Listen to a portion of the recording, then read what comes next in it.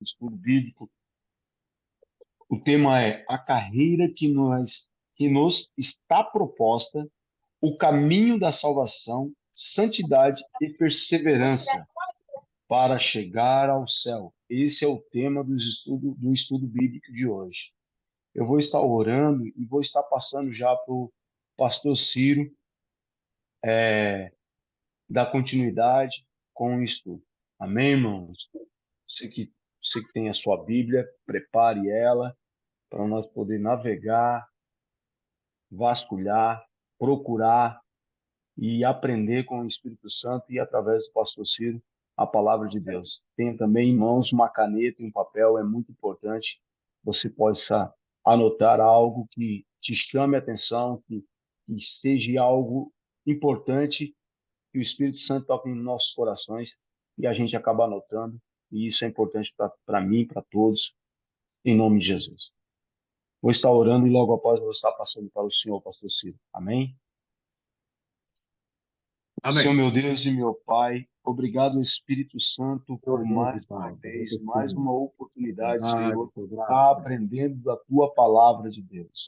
seja o teu nome, Senhor. Obrigado, Espírito Santo, por estar aqui, Senhor, reunido com os irmãos, junto com o pastor Ciro, Senhor, um Amém. servo de Deus, aonde tem uma sabedoria imensa, Senhor, através de muitos e Seja o muito teu nome, tempo, com uma Senhor. experiência com o Teu Espírito Santo. Pai, que use ele, Senhor, para falar conosco. Faça a tua Segundo a tua graça, vontade, dá não a misericórdia, nossa. Senhor. A Misericórdia tua do teu vontade que é Pai. boa, perfeita e agradável. Espírito Santo, eu entrego tudo em tuas mãos, para a honra e glória do teu nome. Amém e amém. Pastor Ciro, fique à vontade. Meus irmãos, mais uma vez a paz do Senhor. Como sempre falo, é um privilégio para mim podermos estar juntos, para juntos aprendermos a palavra de Deus. E nesta oportunidade o tema é a escolha entre a porta estreita e a porta larga. E o título geral deste trimestre é A Carreira que nos está proposta, o caminho da salvação, santidade e perseverança para chegar ao céu, como já foi falado pelo nosso irmão Daniel. O texto áureo, nós poderíamos até ler juntos. Os irmãos estão com o texto aberto em mãos. Está em Lucas, capítulo 13, versículo 24. Lucas 13, versículo 24, que diz assim. Podemos ler juntos, irmãos? Porfiai por entrar pela porta estreita, porque eu vos digo que muitos procurarão entrar e não poderão. Ok? Podemos tentar mais uma vez juntos, irmãos? Porfiai por entrar pela porta estreita, porque eu vos digo que muitos procurarão entrar e não poderão. O texto, a verdade prática diz assim: a porta estreita não é uma opção, mas a única alternativa disponível para o crente entrar no céu. A verdade, a leitura bíblica em classes tem Mateus capítulo 7, 13 e 14, depois o capítulo 3, versos 1 a 10. Então, eu lerei Mateus 7, versículo 13, e os irmãos lerão os versículos seguintes, ok? Pastor Mateus, Ciro, capítulo 7, pois não? é, quem está ministrando ali, quem está auxiliando na, no estudo, talvez não vá conseguir colocar na tela. O senhor poderia passar novamente para nós o, o livro onde está escrito o Né? capítulo? Tá, ok. Mateus, capítulo Ok, 7, ok. versículos 13 e 14. 13 e Aí 14. depois voltamos para o capítulo 3, versos 1 a 10. Ok? Primeiramente, 3, Mateus 7, 13 e 14. E depois ok, voltamos para o capítulo 3, verso 1 a 10, tá? ok. Mateus capítulo 3, versículo de 1 a 10. Perfeito. Primeiramente, 7, 13 e 14, tá? Ok. Então, lerei verso 13. Entrai pela porta estreita, porque larga é a porta, e espaçoso o caminho que conduz à perdição, e muitos são os que entram por ela. Versículo 14, 7, Por- 14. Porque estreita é a porta e apertado é o caminho que leva à vida, e poucos há que encontrem. Agora, Amém. Mateus capítulo 3. E naqueles dias apareceu João Batista, pregando no deserto da Judéia. Capítulo 2. E dizendo: Arrependei-vos, porque é chegado o reino dos céus. Versículo 3.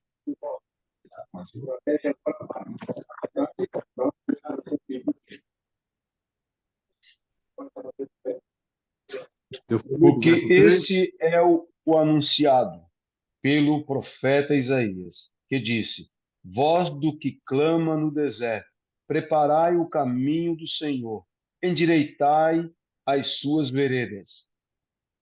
4. E este João tinha as suas vestes de pelos de camelo e um cinto de couro em torno de seus lombos, e alimentava-se de gafanhotos de mel silvestres. 5. Então ia ter com ele Jerusalém, toda a Judéia e toda a província adjacente ao Jordão. Verso 6. E eram por ele batizados no rio Jordão, confessando os seus pecados. 7. E vendo ele, muitos dos fariseus e dos saduceus que vinham ao seu batismo, diziam-lhes: raça de víboras, a quem vos ensinou a fugir da ira futura? 8. Produzi, pois, frutos dignos de arrependimento. Verso 9.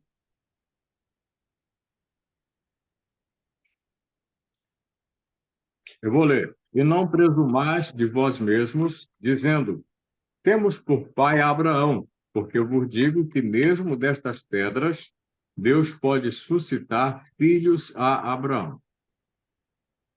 E Finalmente, verso também, 10. agora está posto o agora está posto o machado, a raiz das árvores. Toda árvore, pois, que não produz bom fruto, é cortada e lançada no fogo. Amém. Meus irmãos, então, eu vou começar fazendo um breve comentário do texto áureo e depois passarei rapidamente pela verdade prática. Em seguida, farei um breve comentário também sobre a leitura bíblica em classe, e eu gosto muito de sempre voltar no contexto da situação, no contexto em que está exarada a leitura bíblica. Ok? Muito bem. Então, a lição passada foi o início da caminhada, que falava sobre o novo nascimento. E esse assunto agora aqui fala sobre a escolha entre a porta estreita e a porta larga. Então, para nós termos sempre, nunca se perder do tema central, nós vamos sempre manter o tema central na nossa mente, ok? Que é exatamente a escolha entre a porta estreita e a porta larga. Mas, para quem essa escolha não é para nós, porque nós já fizemos esta opção, ok? É, então, para o mundo. Porém, ela também é para nós, porque a nossa caminhada é uma caminhada que ela tem sempre seus altos e baixos. Ela tem sempre as suas nuances, as suas dificuldades. Então, dificilmente nós temos alguém que, mesmo que tendo muito tempo já servindo ao Senhor na vida cristã, não tenha passado aqueles momentos de desalento, aqueles momentos de angústia, aqueles momentos de desânimo. Eu vou falar um pouco sobre esse assunto daqui a pouco, sobre a questão de fazer da vida cristã um hábito. E fazendo, olha só, fazendo da nossa vida cristã um hábito e fazendo desse nosso hábito um estilo de vida, ok? Então, tomando esses passos, nós vamos ter menos dificuldade em enfrentar as problemáticas que surgem no dia a dia da vida cristã, ok? Então, vamos para o texto áureo. Lembrando ainda, para os irmãos que estão estudando teologia, que eu sempre gosto de voltar ao contexto, porque se nós tivermos sempre o contexto em visão, nós nunca vamos esquecer o tema geral. Então, o que é o contexto? Geralmente é o texto que vem antes e o texto que vem depois. Às vezes, o contexto é o livro todo, ou às vezes o contexto pode ser que seja o conjunto dos livros, tá? Por exemplo, quando nós lemos, por exemplo, Levítico, a gente não pode se pautar somente no contexto daquele capítulo, não. O contexto de Levítico é desde Gênesis, Êxodo, Levítico, Número e Deuteronômio, ou seja, todo o Pentateuco que faz parte daquele contexto, tá? Então, a gente não pode tirar, por exemplo, alguns capítulos de Levítico ou do capítulo 20 de Êxodo, só porque ele está em Êxodo. Mas o contexto ali, em geral, é todo o Pentateuco. Perfeito? Então, é bom nós sempre nos situarmos dentro do contexto para que a percepção, o entendimento daquele tema, ele seja mais claro para nós. Lembrando ainda para os irmãos, como falei da vez passada, que nós vamos deixar os irmãos fazerem perguntas exatamente na hora em que surgirem as dúvidas, perfeito? Porque deixar para o final pode ser que você já passou aquele momento da dúvida e esqueceu, então, de fazer a pergunta, tá? Então, vamos lá, então. Texto áureo, Lucas, capítulo 13, versículo 24. Porfiai, por entrar pela porta estreita, porque eu vos digo, quem é que estava dizendo? Jesus, que ele dizia. Então, sempre ele dizia assim, eu, porém, vos digo, em verdade vos digo. Por que ele fala essa afirmação? É porque a lei falava determinado assunto, mas como ele estava acima da lei, não que ele pudesse desfazer a lei, só que ele tinha sempre uma nuance acima da lei, que era para clarificar melhor aquele tema. Então, ele sempre dizia, eu, porém, vos digo, tá? Então, note bem, todas as vezes que Jesus diz, eu vos digo, ou em verdade vos digo, ou eu, porém, vos digo, pode ficar atento, porque aí vai sair uma declaração fenomenal, vai sair uma assertiva muito bonita. Então, vamos ficar atentos para toda vez que Jesus quer dizer, eu, porém, vos digo, tá?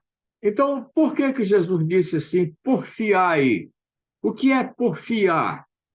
Bem, porfiar tem o mesmo sentido de dois atletas que estão correndo na mesma direção, porém um só é que vai atingir o alvo, um só é que vai conseguir tirar em primeiro lugar.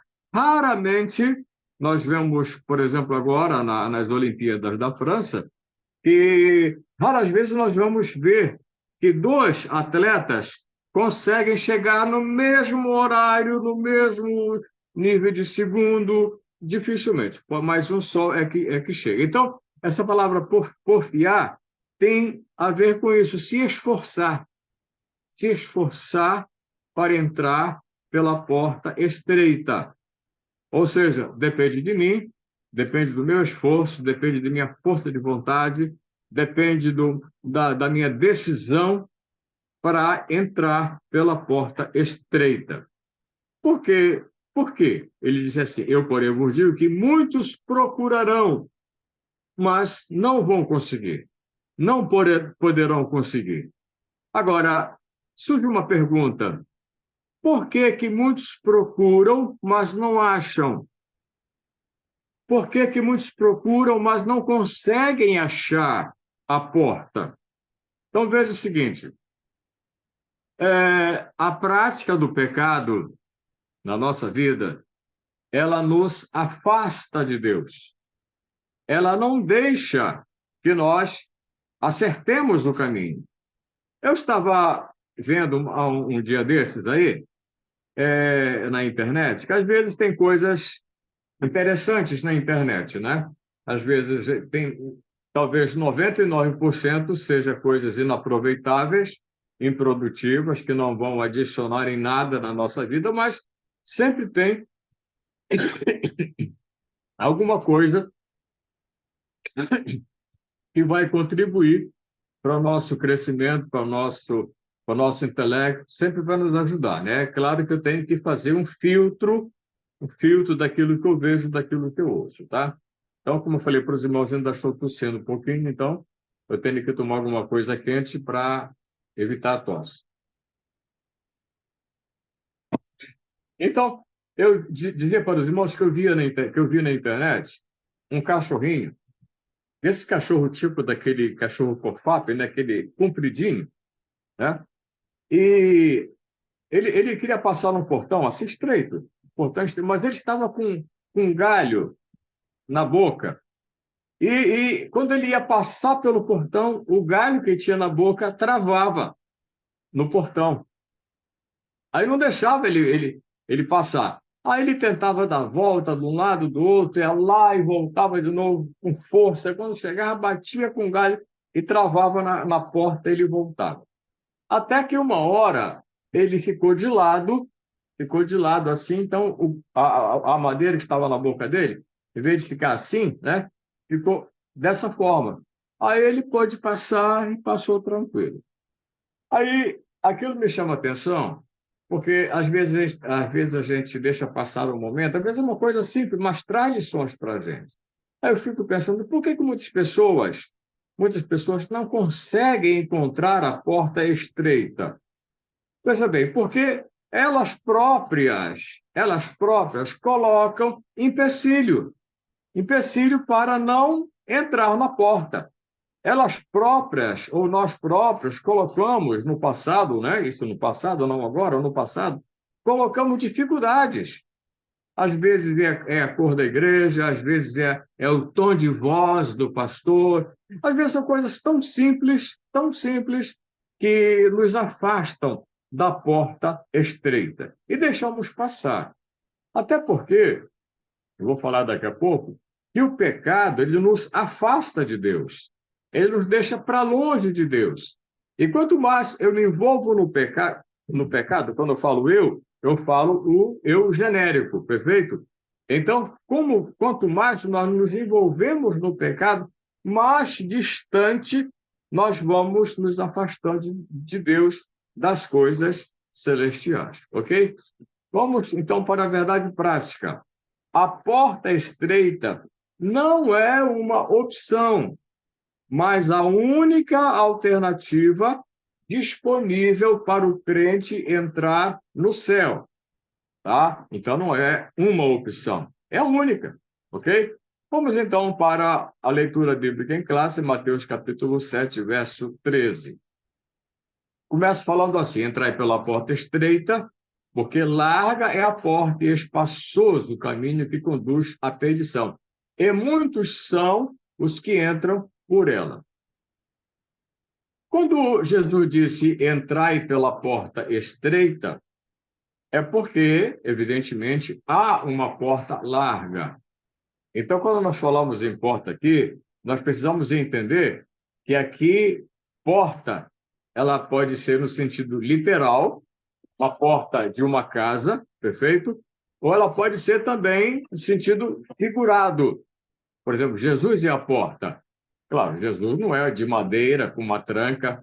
Não, ele é a porta para nós entrarmos para a vida eterna, para chegarmos a Deus. Então, aí é no sentido figurado, tá? Então, no sentido figurado, nas cidades antigas, havia a porta principal, que era a porta chamada a porta maior, como aquela porta, por exemplo, que Sansão carregou nos ombros, ele sozinho, sendo que uma porta daquele tipo, na cidade de Gaza, mais de 20 homens talvez não pudessem carregar, mas ele carregou sozinho. Então era uma porta grande. Naquela porta passava o rei com a sua comitiva, passava os visitantes, era a porta maior. Essa porta abria determinado horário pela manhã e fechava, evidentemente, à tarde. Era a porta oficial. Então, nessa porta, geralmente se diz que ali os juízes julgavam, porque era um local grande, largo, espaçoso, coberto, com devido conforto para ver esse tipo de situação. Mas, conforme a cidade, o tamanho da cidade, ou era redonda, ou quadrada, ou retangular, em determinadas áreas do muro da cidade havia portas pequenas, em que somente uma pessoa com um camelo, com um cavalo, com um jumento podia passar ali. E também havia outras portas menores, chamada Porta das Ovelhas. A Porta das Ovelhas é parecida com aquela porta de curral que a gente conhece lá no Goiás, né? Lá no Tocantins, no Pará e tudo mais, né? Só dá para passar mesmo um animal pequeno, é uma espécie de um retângulo, né? Assim, um retângulo em forma de V, né? Ele entra para lá, depois vai para cá e passa, né? Então não dá para passar muitos ali, só dá para passar às vezes um só. É a chamada Porta das Ovelhas. Então, a portas e porta. Quando a Bíblia fala espaçoso o caminho, Jesus está dizendo que é mais confortável, é mais cômodo. Por exemplo, não precisa esforço para entrar naquele caminho, porque logo todo mundo entra, todo mundo sai. Quando eu estive no Tocantins, na obra missionária no Tocantins, que nós abrimos uma escola de missões no Tocantins, lá eu descobri um capim, que lá era o nome mais ou menos assim, Murundu, uma coisa assim. Aqui no Rio, eu já vim descobrir que esse capim, olha só o nome desse capim, capim PT. Capim PT. Quer dizer, o capim é tão difícil que leva até o nome desse partido aí, desse partido comunista que tem aqui. Mas também esse capim é chamado capim capeta. Olha só o nome do capim. Capim capeta, o rabo de burro. Por que esse capim é chamado dessa forma? Porque é um capim que atrapalha o outro Pastor, capim, que é um capim comestível, para os animais, não é? Então, esse capim é chamado dessa forma. Esse capim, ele é muito difícil de arrancar. Meu Deus do céu, que coisa mais difícil. Tem que ter um enxadeco, não é aquela enxada larga, uma enxada assim, estreita, mas bem amolado para cavar lá no fundo mesmo, para arrancar a raiz, para demorar a crescer de novo. Então, no Tocantins, eles usavam muito sal com outros germicidas para matar o capim, para nunca mais nascer aquele capim. Então, vejam só. O Daniel queira falar alguma coisa? eu achei interessante os nomes do capim. Eu fico com o rabo de burro. Melhorzinho. Desculpa, não entendi? Eu achei interessante os nomes que deram ao capim. Cada Mas região. o melhorzinho ali é o rabo do burro, né? É rabo de burro, né? Melhorzinho, né? É o melhor. É. Então, e tem outros nomes também, que lá no Tocantins, não é capim, é uma árvorezinha, ele cresce com umas folhinhas assim, mas o bicho ruim para arrancar, meu Deus do céu. Olha, aquilo cavalo não come, jegue não come, nada, ele cresce ali no meio e fica só atrapalhando. E para arrancar como dizia minha avó, um Deus nos acuda, muito difícil. Então, veja só, o capim, por exemplo, dá licença. O capim, por exemplo, não precisa ser plantado, ele nasce sozinho. O capim não precisa de cuidado, não precisa se aguar, colocar água todo dia, guardar do sol, colocar de vez em quando estrumezinho, não precisa, porque é capim. Agora, a árvore boa precisa ser cuidada, ela precisa ser tratada, precisa ser colocada água ali quase que diariamente, especialmente se for uma área, ela estiver plantada numa área onde tiver muito sol, então ela precisa disso. Então, vejam só, a porta larga, ela é fácil, ela é cômoda, ela é confortável. Por exemplo, Por exemplo, quando nós falamos dessa questão de porta larga, a gente também logo vê a questão das dificuldades, né? Das dificuldades, por exemplo, que as pessoas passam a servir o Senhor, né? Por exemplo, é difícil encontrar um rapaz, por exemplo, encontrar uma moça e dizer, olha, vamos morar junto? Vamos juntar nossas coisas e morar junto? Isso é difícil? Não é difícil. Não é difícil. Agora, é difícil encontrar uma moça, um rapaz, por exemplo, encontrar uma moça, uma moça encontrar um rapaz de compromisso, trabalhador, pessoa séria, fiel, e querer casar, vai casar assim logo no dia seguinte? Não. Primeiro quando se trata de um casal prudente, um casal que pensa um pouco mais, né? Vão preparar suas coisas, preparar a casa, a mobília da casa, o casamento em si, o cerimonial e tudo mais. Agora, para se juntar, não. É só dia seguinte, ó, vou pegar tuas roupas, pegar tuas coisas e já vem para dentro de casa e vice-versa. Por quê? Esse é o caminho largo, o caminho mais fácil, o caminho da comodidade. Porque o caminho da seriedade, o caminho do cristão, ele é mais difícil, por essas causas, né? Porque o cristão, como ele é luz, ele não é só luz para os céus, ele é luz para a sociedade. Porque o céu não precisa de luz, o céu já é luz.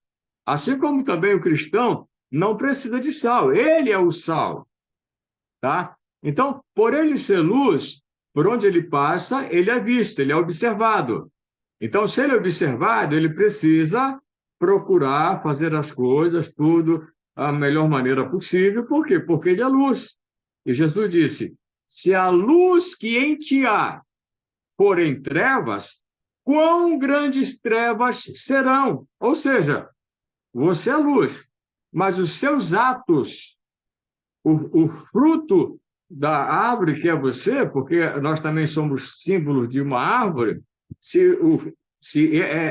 esses frutos dessa árvore não forem frutos bons, ou seja, aquela luz, ela vai deixar de clarear o mundo, tá certo? Então, nós estamos falando de caminho espaçoso, caminho largo, né? Então, por exemplo, outro detalhe, qual é o mais fácil? Pegar algo que não me pertence e tomar para mim? Ou eu trabalhar duro, com dificuldade, para comprar algo que vai ser útil para a minha vida? É claro que, se eu tiver um costume anterior, de tudo que eu ver, eu logo querer pegar para mim, é claro, isso é fácil.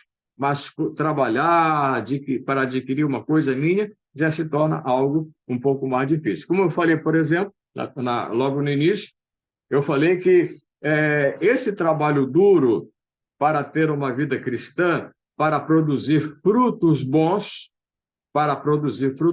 frutos bons, eu repito, no início ele é difícil, mas conforme eu vou me acostumando, esse exercício ele vai se tornando um hábito e, por sua vez, vai se tornar um estilo de vida. Por exemplo, acordar cedo, por exemplo.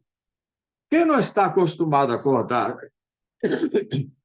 acordar cedo, no início sofre muito.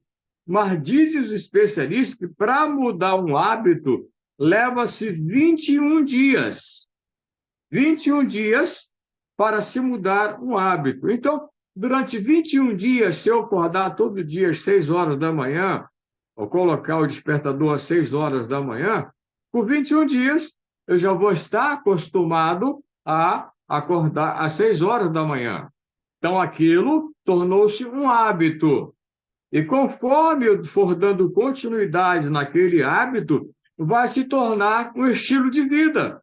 Assim mesmo é a vida cristã. No início, vai ser difícil deixar os vícios, deixar os maus costumes, administrar as palavras da minha boca, tá certo? Administrar aquilo que eu ouço, administrar aquilo que eu penso, perfeito? Porque não é só falar, não é só ouvir. É aquilo que eu penso também, tá? O apóstolo Paulo disse, pensai nas coisas que são de cima onde Cristo está. Ou seja, se Cristo está no céu e meu coração está em Cristo, então meu coração e minha mente têm que estar em cima, pensando as coisas de cima. Ou seja, pensando por cima e não pensando por baixo, porque algumas vezes, na realidade, nós só queremos pensar por baixo, só queremos avaliar por baixo. Todo o nosso pensamento é um pensamento negativo, um pensamento baixo, uma avaliação negativa, uma avaliação baixa. Então, isso, o que que é? Isso é um hábito. Então, eu vou me exercitando, exercitando, para que aquele hábito se torne um estilo de vida. Ou seja, no início da minha vida cristã, eu vou ter dificuldade de administrar as minhas palavras, administrar os meus atos, mas conforme eu vou crescendo na fé, conforme eu vou me exercitando na fé, a minha vida vai passar a ser um hábito. Ou seja, o hábito de sempre estar na igreja, o hábito de orar certas horas, de estudar a Bíblia, de ter uma vida digna, né, de ter as palavras bem ponderadas, tá certo? Então, esse é o exercício que se torna em hábito, que, por sua vez, se torna um estilo de vida. Vamos ver o verso 14 ainda de Mateus, capítulo 7. 7:14.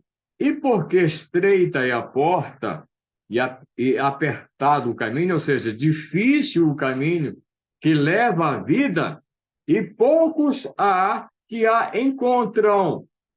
Aí a outra pergunta: por que são poucos os que se salvam? Por quê? Dá licença.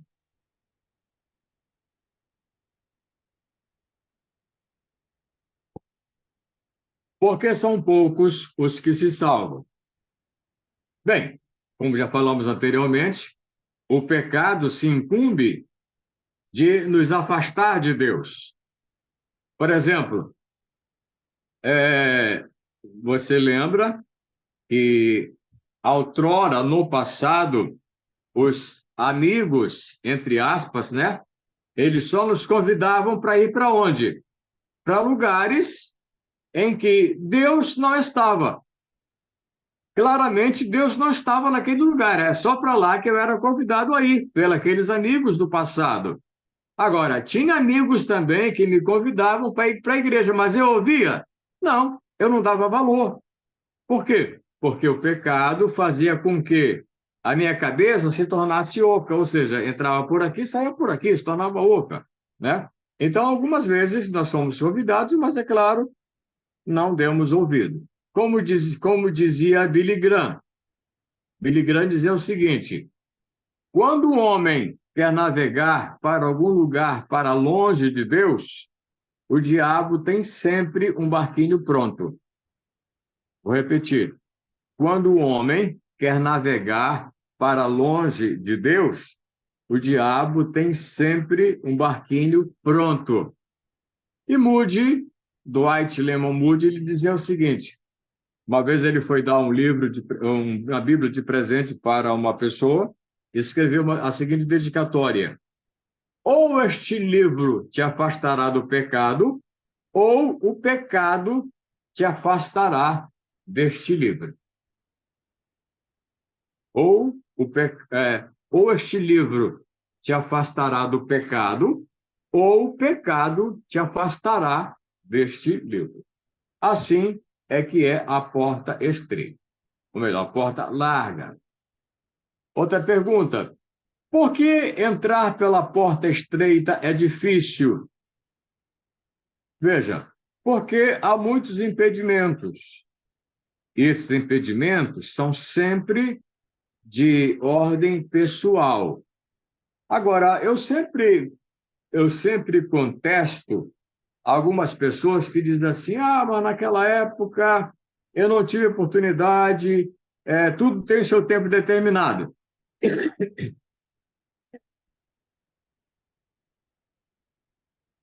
Tudo tem seu tempo determinado, então somente agora que Deus permitiu que eu viesse. Não, mas não é assim. Não é assim. A Bíblia diz que o nosso tempo chama-se hoje. como diz a Bíblia, se hoje ouvides a voz do Senhor, não endureçais os vossos corações como em Meribá no deserto. Quer dizer, o povo que endureceu, não foi Deus que endureceu, foi o próprio povo que endureceu o coração para não entender Deus, para não aceitar a direção de Deus, tá? Então, os impedimentos, eles são sempre de caráter pessoal. Às vezes é um egoísmo, né? Às vezes é uma idolatria. Sempre é um impedimento de caráter pessoal. Jesus, ele foi muito claro quando ele disse em Mateus 16, 24, aquela frase célebre, né? Se alguém quiser vir após mim, tome cada dia a sua cruz, renuncie a si mesmo, então siga-me, siga-me. Como é que Jesus disse, tome sobre si a sua cruz e siga-me? Ora, é claro que aí é uma figura figurada, é uma figura simbólica, né? Como é que alguém pode andar na rua com uma cruz nas costas? Mas isso nada mais era do que uma amostragem, um símbolo daquilo que acontecia durante o Império Romano. Quando uma pessoa era encontrada na rua carregando uma cruz, aquilo simbolizava que aquela pessoa estava condenada, estava carregando aquela cruz, onde ela mesma seria crucificada naquela cruz, em um lugar fora da cidade, tá? Então, quando Jesus disse carregar a cruz, ninguém contestou isso, porque todos os ouvintes daquela época sabiam de que se tratava. Se tratava de alguém condenado. Agora, a gente vai dizer, eu condenado, crente condenado? Eu aceitei Jesus, agora estou condenado? Não. Eu estou condenado para levar a minha cruz, para morrer a cada dia. Morrer como? Morrer para o mundo. Me afastar do mundo. Tá certo? E ser crucificado com Cristo. Como disse Paulo, não mais vivo eu, mas Cristo vive em mim. E a vida que agora vivo-a na fé do Filho de Deus, que a si mesmo se deu e se entregou por mim, em Gálatas 2:20.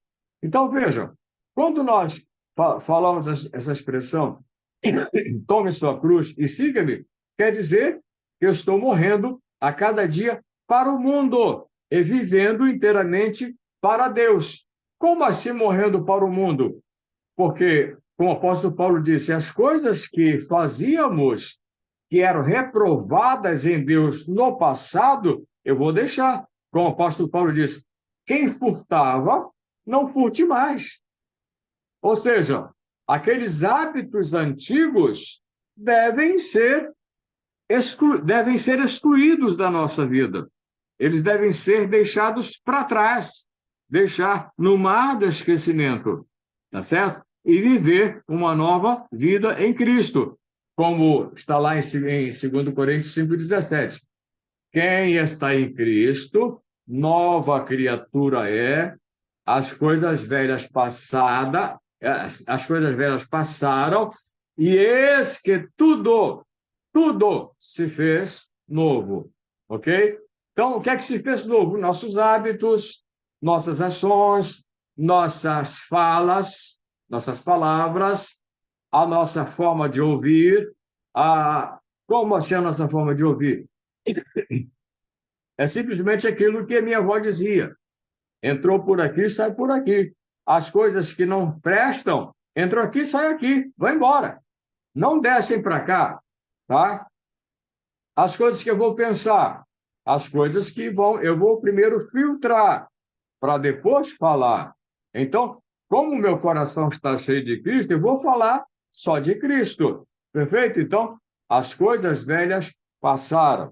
E o apóstolo Paulo disse em Gálatas 5:24, os que são de Cristo crucificaram a carne com as suas paixões e concupiscências. Como crucificar a carne? Aquelas paixões infames, aqueles costumes que nós tínhamos no passado, eles vão ser reeducados, vão ser redirecionados. Então, isso quer dizer crucificar a carne. Como, repito, como o apóstolo Paulo disse, aquele que furtava, não furte mais. Ou seja, aqueles velhos costumes do passado ficaram para trás. Agora começa uma nova caminhada, ok? Porque o crente é muitas vezes desprezado pelos parentes e amigos. É por causa da cruz. Já viram isso? Por causa da cruz.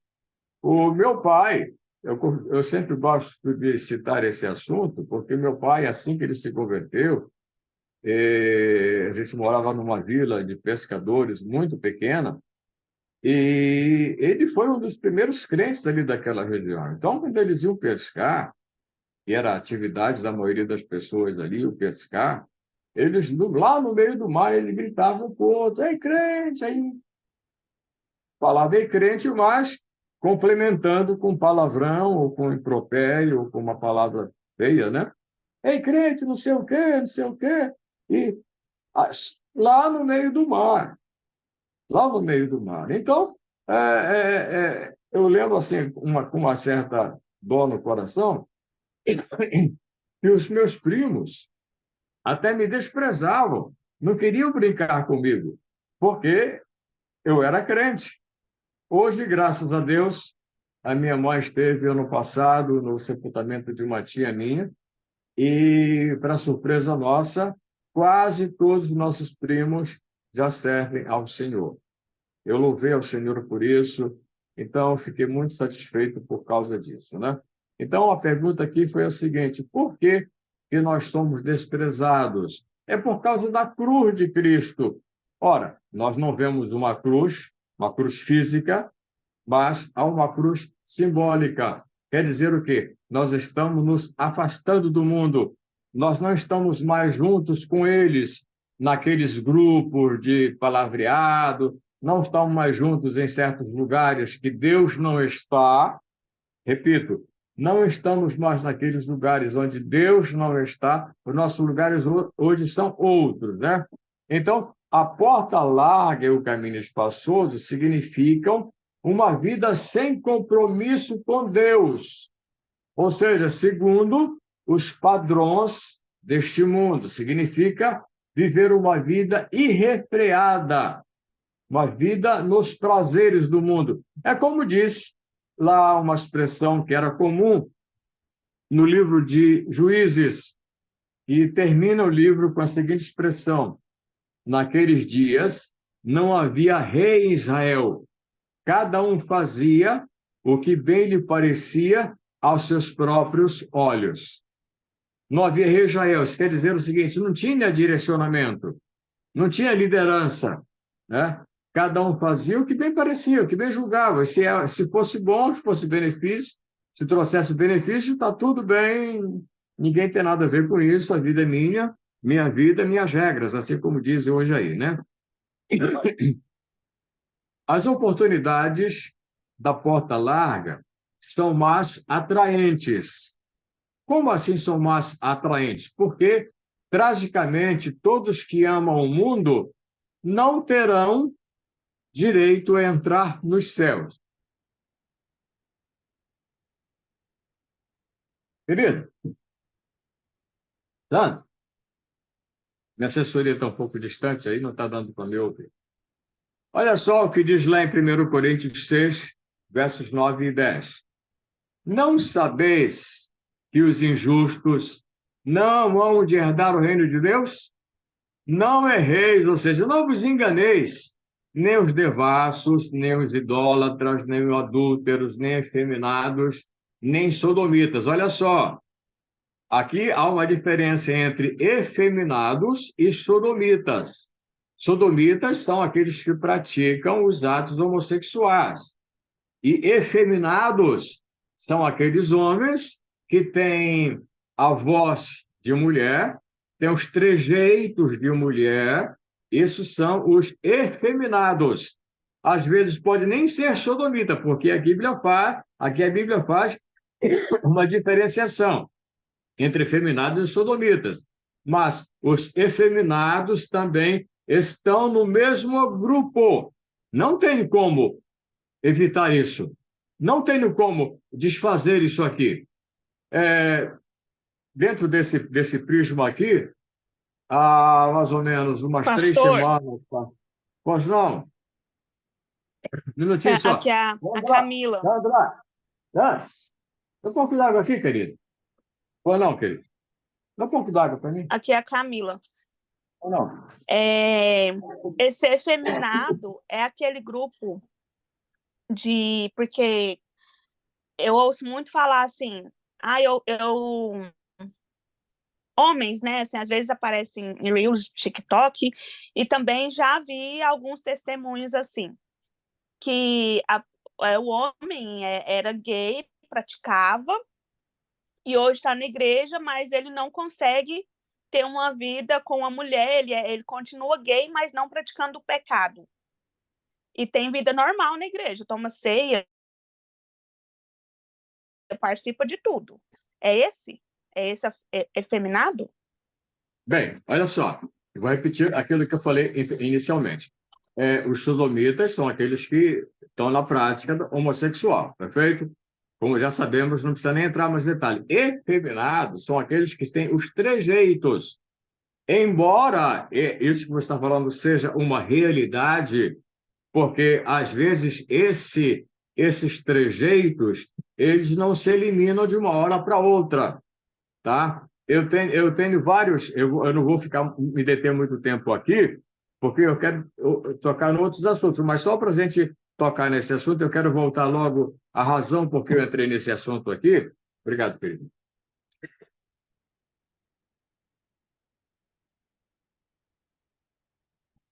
Antigamente tinha um cafezinho, mas agora parece que não tem mais cafezinho, não. Ah, vai sair? Ah, tudo bem.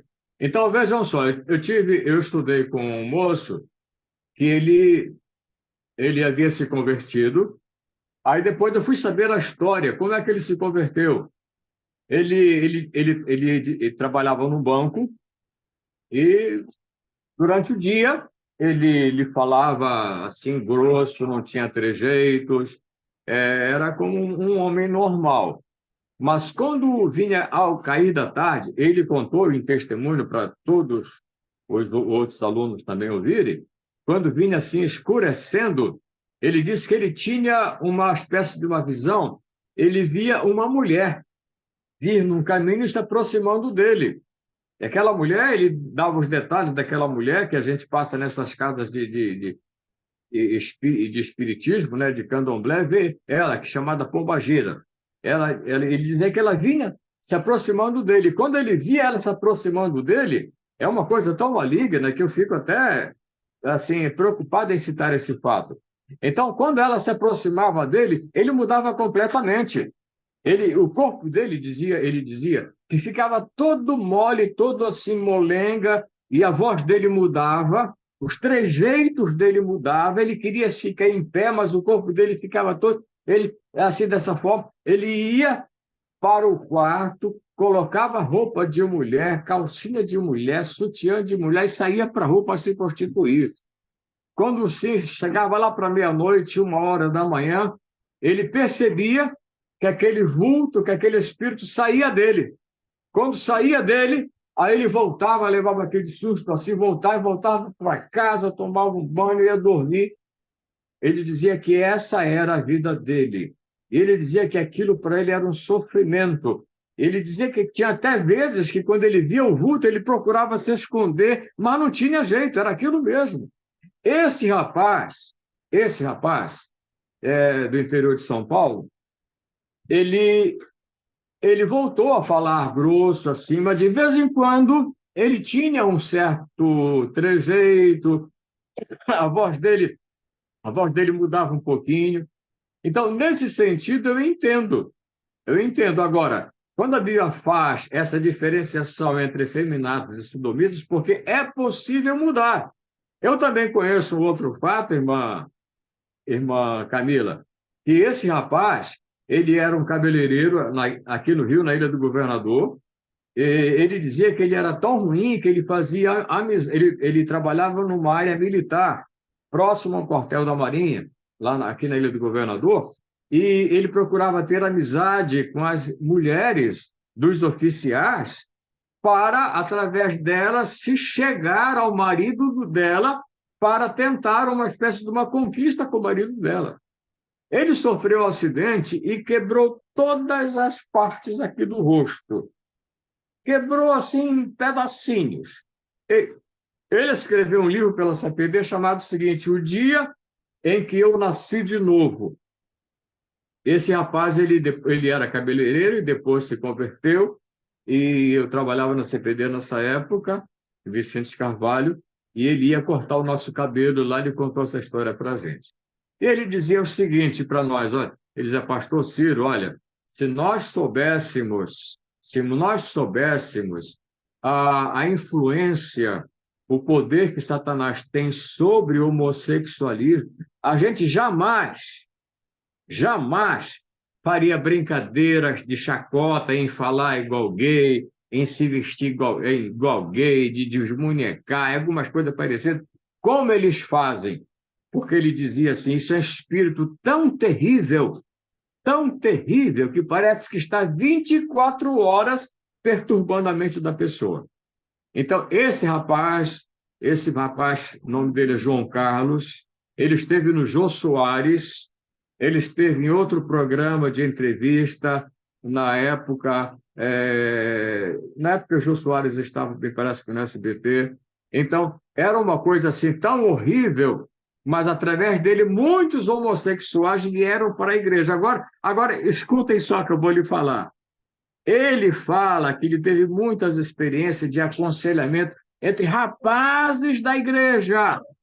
Rapazes da igreja iam procurá-lo para aconselhar, para dizer que ele tinha problemas homossexuais.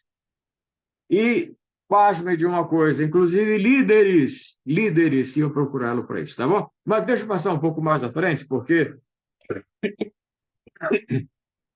esse assunto é um pouco longo, e eu só entrei nesse assunto porque está aqui 1 Coríntios, capítulo 6, versículo 10. Mas eu entrei nesse assunto aqui porque eu estava dizendo assim, que eu gostaria que não fosse tão forte assim, mas é a Bíblia que fala. Se a Bíblia fala, a gente não tem como alterar, não tem como mudar. Aí, há umas 3 semanas passadas, quase um mês, eu tive um caso com eu e outros missionários. A gente ia levar uma moça que estava envolvida com drogas, com uma porção de coisa, né?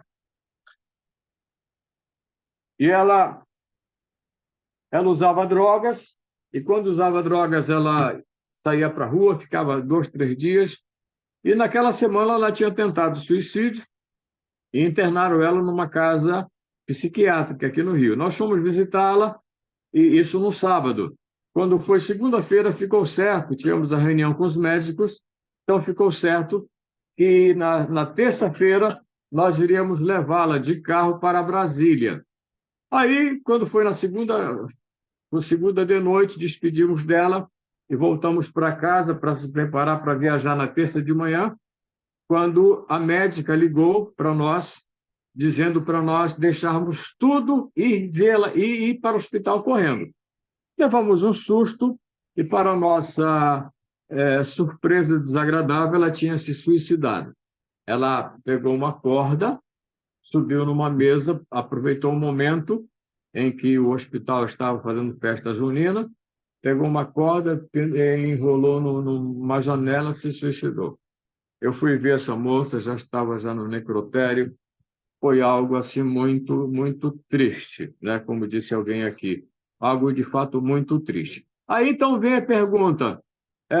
Uma pessoa que também era uma líder me perguntou: será que ela vai perder mesmo a salvação? É isso mesmo, Cláudia, é uma situação muito triste. Será que ela vai perder a salvação? Ora, irmãos, eu queria que fosse diferente. Mas somente compete a um tirar a vida, aquele que deu, aquele que tira a sua própria vida. A Bíblia não dá nenhuma referência que que essa pessoa tem vida eterna, tá? A mesma coisa se refere a essas questões aqui, efeminados e sodomitas, tá? Nós precisamos orar muito por essas pessoas. E repito, as palavras do pastor João Carlos Xavier, aquele rapaz que quebrou o rosto, que era homossexual, ele hoje, ele é pastor na região dos Lagos, aqui no Rio. A igreja dele é um campo enorme. Ele não tem mais nenhum trejeito. Ele disse que se esforçou para isso, para não ter mais nenhum trejeito, não ter, até cortar cabelo. Ele era excelente, ele parou de cortar cabelo só para não ter nenhuma possibilidade de ter aqueles trejeitos efeminados. Casou, teve filhos, hoje já é avô, e, enfim, mas não tem nenhum trejeito. Ele disse que ele se esforçou muito para não ter mais trejeitos, tá? Outro dia, eu chamei a atenção de um rapaz, esse rapaz era membro da igreja que eu pastoreava, e falei para ele sobre essa questão dos efeminados e dos sodomitas. Ele não gostou, porque nunca ninguém havia confrontado. Mas, quando eu levei a sério esse versículo aqui, irmãos, como pastor, eu digo, não, eu tenho que me posicionar, eu tenho que confrontar essa situação. Aí me valida aquela palavra lá de Ezequiel, quer gostem, quer deixem, quer ouçam, quer deixem de ouvir. Mas eu, como atalaia, vou falar. Vou falar. Ainda que não goste de mim, ainda que achem ruim comigo, mas eu vou falar. Eu falei seriamente com esse rapaz. Esse rapaz nunca mais visitou a minha casa. Esse rapaz me cortou dos elos de comunicação com ele, porque eu falei a verdade. Mas porque a Bíblia é que nos orienta a falar dessa forma. Café? Oh, maravilha. Obrigado. Então, chegou o cafezinho aqui. Alguém servido do cafezinho? Eu estou vendo aqui que meu horário já está passando, então eu vou caminhando então para o final, talvez no máximo mais 5 minutos, tá? Então, eu estou falando aqui, meus irmãos, sobre o caminho da porta larga e a porta estreita, tá? Olha só, Gálatas 19, 21, fala sobre as obras da carne. Quais são elas? Prostituição, impureza, lascívia, idolatria, feitiçarias, inimizades, porfias, iras, pelejas, dissensões, heresias, invejas, homicídios, bebedice, glutonarias, e olha só, e coisas semelhantes a estas, acerca das quais vos declaro, como já antes vos disse, que os que cometem tais coisas não herdarão o reino de Deus. Está escrito aqui. Deixa eu só te chamar a atenção para um detalhe. A questão da lascívia. O que é lascívia? É luxúria, é chamar a atenção, especialmente as mulheres. Se vestir de qualquer jeito, se não for para a atração do seu marido, está pecando, ok? Está pecando. Se chamar a atenção de outro homem que não seja o seu marido, chama-se lascívia. E isso é pecado diante de Deus, obra da carne. Não sou eu que estou falando, é a Bíblia, tá? Então, estamos falando sobre porta estreita, estão falando sobre caminho espaçoso. Então, o crente, de certa forma, ele vai seguir na contramão da história. Um segue de um jeito, mas o crente vai seguir de outra. Ah, mas porque fulano se veste desse, daquele jeito assim, temos que ter cuidado, porque o crente, em geral, ele vai seguir na contramão da sociedade. A sociedade entra por um caminho e ele entra por outro. Por quê? Porque a vida dele é diferente. Repito, nós não somos cidadãos deste mundo. Nós somos cidadãos dos céus. Nós estamos passando por aqui apenas um pequeno período, tá? Pequeno período. Deixa eu entrar rapidamente aqui, logo nessa parte aqui, que fala João Batista, esteve no deserto da Judéia. Repito, não era deserto em si, era uma região desértica. Por quê? Porque passava um rio no meio, então no rio não passa, no deserto não passa rio, certo? Então era uma região desértica. E ele disse: arrependei-vos. Então, o primeiro ponto para abrir as portas para a atuação de Deus é o arrependimento. E quando eu falo arrependimento, eu lembro que esta semana, já estou terminando, o irmão está gravando, vai fazer edição do vídeo. Sim, sim, sim. Isso irmão Rafael, não, irmão. Fale seu nome aí que eu esqueci agora. Ronaldo. Ronaldo. Isso, o Ronaldo. O Ronaldo vai fazer edição e vai deixar, porque se você depois quiser ouvir e tal, essa mensagem pode ouvir depois, tá? Eu vi uma criança falando de confissão, porque algumas vezes a gente fala sobre confissão, mas cria uma certa definição muito difícil. Então, essa criança, ela chegou para a mãe dela, eu vi até ontem, foi até ontem que eu vi esse vídeo. Um menino chegou para sua mãe e disse: mamãe, mamãe, mamãe, por favor, eu menti para você, mamãe, eu menti para você. Chorando, mas chorando assim de sair lágrimas, mesmo. E ela: mas o que foi, meu filho, que você fez? Eu menti para você e tal, mas era uma coisa mínima, dizendo que tinha feito alguma coisa assim simples e não tinha feito, né? Aí ele disse: meu filho, não fica assim não, peça perdão ao Papai do Céu. Ele me perdoa? Mas sim, perdoa, meu filho, peça perdão ao Papai do Céu. Olha só a oração dessa criança. Ele disse: Papai do Céu, Papai... Assim, chorando, mas chorando copiosamente. Ele dizia: Papai do Céu, me perdoa que eu menti para a mamãe, eu prometo não fazer mais isso, eu prometo não fazer mais isso. E fazia assim com a mão no peito, e fazia dessa forma. Eu vejo aqui nisso a simplicidade de uma confissão de uma criança. Então, para haver arrependimento, tem que haver confissão de pecados. Pessoas que querem, que dizem que pecaram, mas não voltam, no dia seguinte cometem a mesma coisa, não confessa, tá? Não confessa. Então, aqui, verso 7, vendo ele muitos dos fariseus e saduceus vinham ao seu batismo, dizia-lhes: raça de víboras, quem nos ensinou a fugir da ira futura? Quem eram os fariseus e saduceus? Era a classe que se autodefinia como os mais qualificados para serem salvos. Às vezes nós éramos assim também no passado, certo? Achávamos que eu era o cara, era o tal, como dizia Romário, né? Chegou ontem e já quer sentar na janela. Ele dizia isso, né? Nós achávamos que não precisávamos de salvação, mas eles também vinham. Por que eles vinham?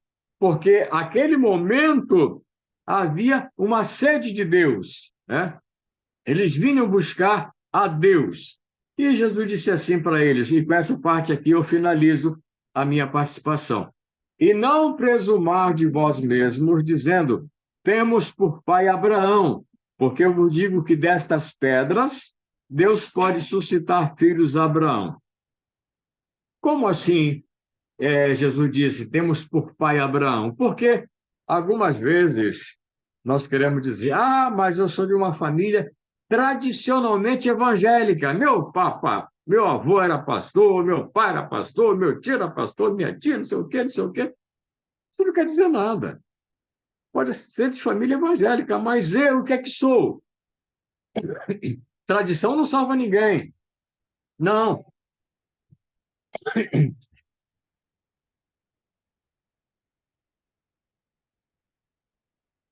Esse café tá bom, viu? Foi coado. Então, tradição não salva ninguém. Lembra daquele fato de que uns 11 rapazes, aliás, 7, né? 7 rapazes, eram filhos de Seva. Seva era um cristão, assim, de certo nível, certa estirpe. Naquela época do apóstolo Paulo, eles tentaram expulsar um demônio de uma pessoa que estava endemoninhada. Aí o demônio falou o seguinte: olha, nós conhecemos Paulo e conhecemos o Deus que ele serve. Agora vocês são o quê? Aí os demônios apossaram daquelas pessoas e rasgaram a veste dele, deram uma surra nele. Por quê? Porque isso não quer dizer nada. Tradição não quer dizer nada, família não quer dizer nada. Por quê? Não quer dizer nada assim, que pode ser até mais difícil, porque se eu tive uma família evangélica, de tradição evangélica, que não seguia esses princípios, então eu sou muito mais devedor daquele que não teve uma família evangélica, tá certo? E a Bíblia diz o seguinte: cada um de vós, Romanos 12, 14 e 12, cada um de vós dará conta de si mesmo a Deus. Cada um de vós. Eu não vou dar conta da minha esposa, nem na minha esposa vai dar conta dos meus filhos não vão dar conta dos meus netos, não, é cada um de nós. Como na Bíblia, nos profetas, tem assim um provérbio que eu acho muito interessante. Dizia assim: os pais comeram uvas verdes e os filhos nasceram com os dentes embotados. Não. Isso quer dizer o seguinte: se eles comeram uvas verdes, quem vai ficar com os dentes embotados serão eles, não os seus filhos. Tá certo? Meus irmãos, obrigado pela atenção. Que mensagem maravilhosa pudemos compartilhar hoje, não é mesmo? Se esta palavra tocou seu coração e trouxe paz para a sua vida, eu quero te convidar a fazer parte da nossa comunidade de fé aqui no YouTube. Não se esqueça de se inscrever no canal e, principalmente, de ativar o sininho das notificações. Assim, você vai ser o primeiro a saber quando tivermos novas mensagens de esperança, amor e fé. Juntos, podemos crescer na graça e no conhecimento de nosso Senhor e Salvador Jesus Cristo. Então, clica no sininho e vamos caminhar lado a lado nessa jornada espiritual. Que Deus abençoe grandemente a sua vida e até o próximo vídeo.